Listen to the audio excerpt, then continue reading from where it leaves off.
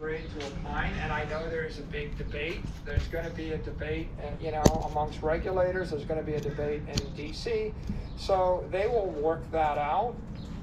I happen to be of the opinion it's an investment contract. I think it's quite evident to anyone that spends a few minutes thinking about it. But I'll leave it at that. People are free to make their decisions. Want to bring up something that Kevin O'Leary brought up on my show last week. He said the real gauge, and this is speaking to Bitcoin specifically, is where the institutional buyer is. He said it's right now, it's zero. They have no Bitcoin, absolutely no Bitcoin, and anyone tells you the sovereigns have it is full of, quote, poo-poo. Thoughts on this? Where's the mindset of an institutional buyer when it comes to Bitcoin?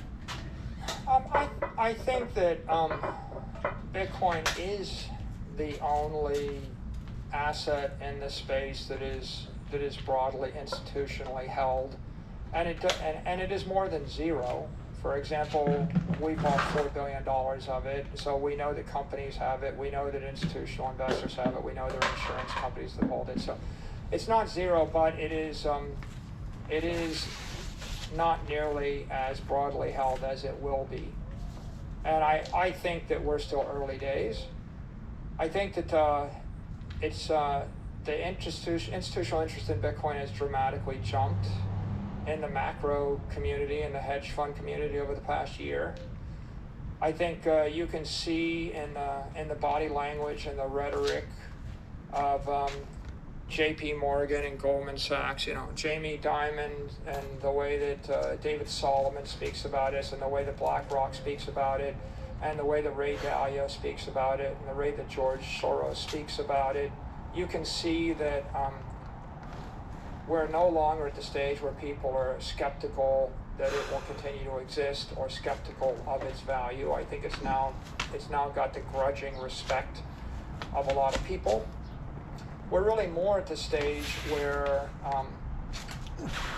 we're waiting for regulatory clarity. There's just a lot of political debates, at the DC level over how much friction will be in the space.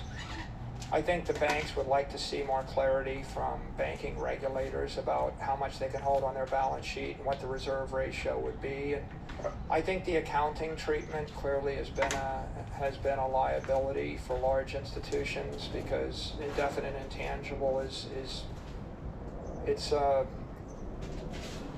always going to understate the value, and it's also going to create confusion.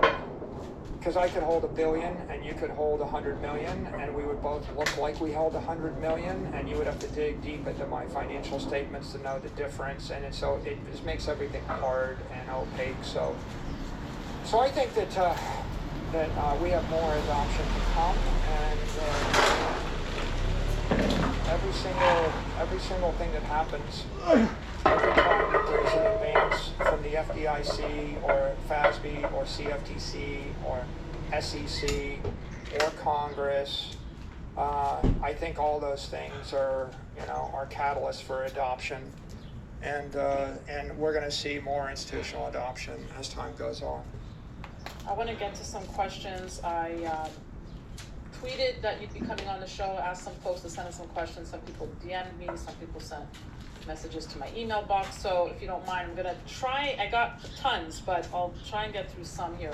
Michael, of course this one speaks to my heart here. Do you still believe gold is going to zero and Bitcoin is going to 1 million? I think that Bitcoin is 1 million times better than gold, and it's going to gradually demonetize gold over time. So no, gold will go to the utility value of gold, whatever that utility value is. But I don't think it's going to be adopted as money in the 21st century. I think Bitcoin is a better gold than gold. You can move it at the speed of light. You can see with the Lightning Network evolving that pretty soon we'll have 1 billion people able to move any block of Bitcoin anywhere friction-free. And so Bitcoin is digital money for the 21st century. Gold was metallic money for the 19th century. So I just think if you believe in sound money, then you should do yourself a service and you ought to sell your gold and you ought to buy Bitcoin, because Bitcoin is sound money for the 21st century and gold was sound money for the 19th century. Just that simple. Okay, going on here. You suggested that Tesla buying Bitcoin was the beginnings of corporate America loading their balance sheets with Bitcoin. What do you think now that Tesla has sold? They still got some, but what I think is that the accounting is toxic, and FASB didn't need to address this issue before MicroStrategy, Tesla, and Square all bought Bitcoin, because there was no more than $1 million of Bitcoin in an operating company. So it was an immaterial issue. Now there are billions and billions of dollars of assets in publicly traded companies, so it's material.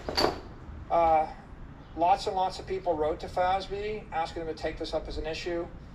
FASB took a vote and unanimously agreed to take this up as a project, and they're working on the project right now. So we will see what they come back with. But for publicly traded companies with GAAP accounting to adopt Bitcoin in a big way, there's a couple things you need. You either need to fix the accounting so it's not prejudicial and hostile to the ownership of the asset class.